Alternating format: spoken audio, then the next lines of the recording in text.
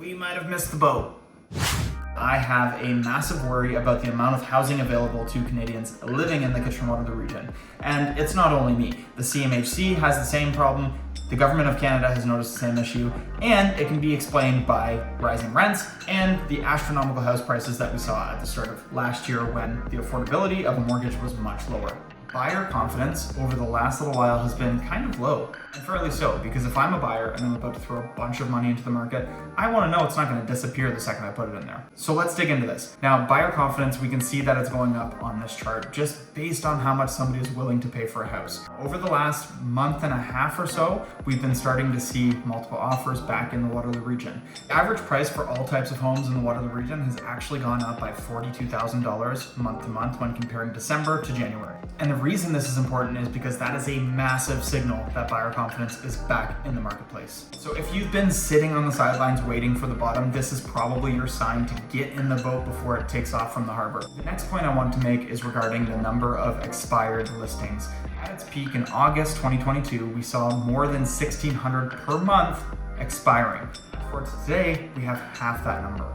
That means that a lot more stuff is selling, so demand is higher. So if you're a buyer, things are likely only going to get more difficult for you. On the topic of supply and demand, the next thing that we need to talk about is the number of listings available for sale, or in other words, the supply for you as a buyer. Now, we've seen a pattern that's very similar to what we're seeing today in 2019. Now, there's always seasonal adjustments that we need to take into account. However, as we see the number of homes available for sale absolutely skyrocket, what happens is that there's an oversupply and not enough buyers to satisfy those. What's interesting about today is that we're seeing the same pattern in 2019 in the sense that the number of listings went up very quickly. It stagnated as sellers did not want to take what the market was willing to give them at the time. And now we're looking at not quite enough inventory to satisfy the demand. So we've talked at length about the things that are affecting the supply in the real estate market. Now, we've also talked a little bit about demand, but this is the biggest aspect that will change things in the near future. So fixed rates are actually dropping.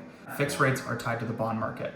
And as inflation starts to drop, we're going to start seeing that number continue to drop. With that being said, on the variable side, the Bank of Canada has already talked about potentially either pausing rates or even reducing them by the end of the year and following into next year.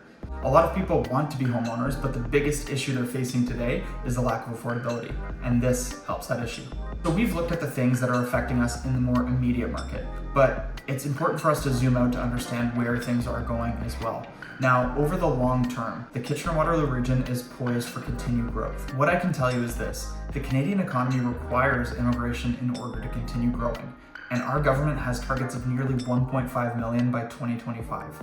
So when we break this down, and knowing that the Kitchener-Waterloo region is one of the fastest growing in all of Canada, it's important to understand that no matter what you decide to do in terms of purchasing real estate, it's going to be more expensive. Thank you so much for watching this video. If you have any questions, please feel free to reach out, leave a comment, and let me know what you think.